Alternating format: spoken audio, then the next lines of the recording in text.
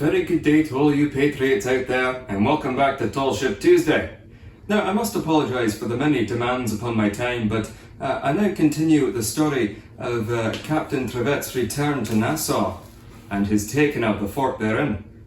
So when we adjourned, the men had seized the sentries guarding the fort, recalling to watch themselves while others were busy filling cartridge so that they might be ready to defend the fort come dawn.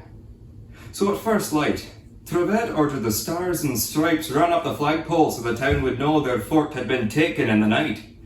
Captain Trevett scanned the horizon for Providence, but alas, she was still out to sea, and he would have to proceed without the assistance of her guns.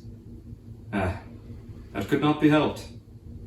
Now, according to the plan, Trevett needed to make contact with the town, and so the ladder was lowered out of one of the embrasures, and a detachment of men set to search out a merchant named James Gould, originally from Newport. Mr. Gould hurried to the fort, and Captain Trevett went out to meet him. Mr. Gould recognised him at once and asked Trevett about the fleet accompanying him. Trevett quickly invented a fleet based on that of Captain Biddle, and said it was anchored off the island of Abaco, adding that he was sent in on a tender to see some of his old friends.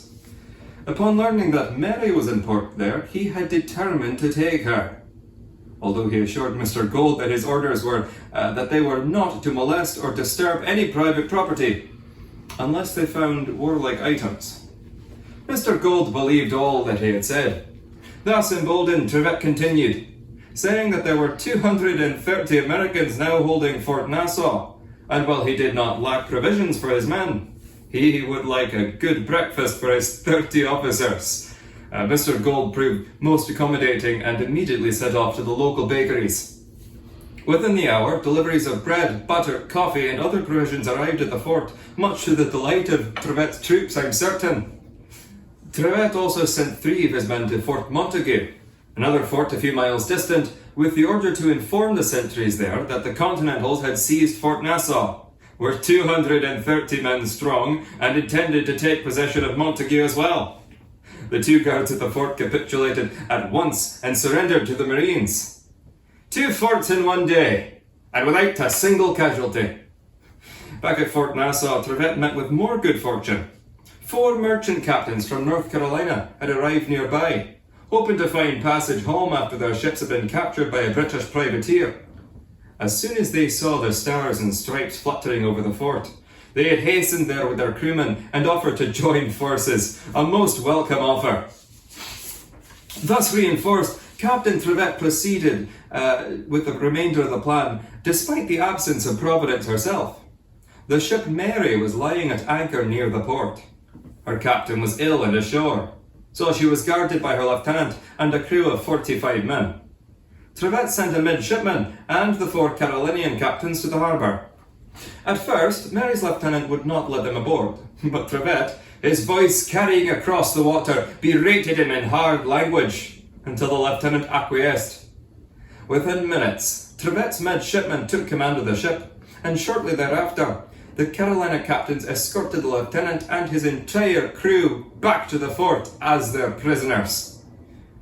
In addition to the ordnance aboard, Mary's hold contained rum, molasses, sugar, indigo, coffee, and cotton.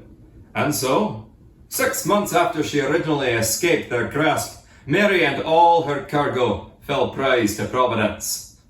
A most satisfying end to that story, I must say, with the added benefit of 4 additional vessels in the harbour that were taken prize as well. At the fort in the meantime, Trevett's men performed a pantomime of great effect. Trevett had claimed to have 230 men, so he kept a contingent of Marines constantly on the march, moving to and fro around the fort so it might appear that, indeed, his troops were numerous. At the same time, he continued to request provisions for his 30 officers, including a turtle soup. I dare say that I hope to find a supplier as accommodating as Mr. Gould someday. Oh dear. Well, by the afternoon, Providence returned to the harbour. A mighty cheer went up when her crew saw the stars and stripes flying over the fort. Now you'd think that the story ends there, but it does not. We must meet again soon so that I may tell you the remainder of the tale.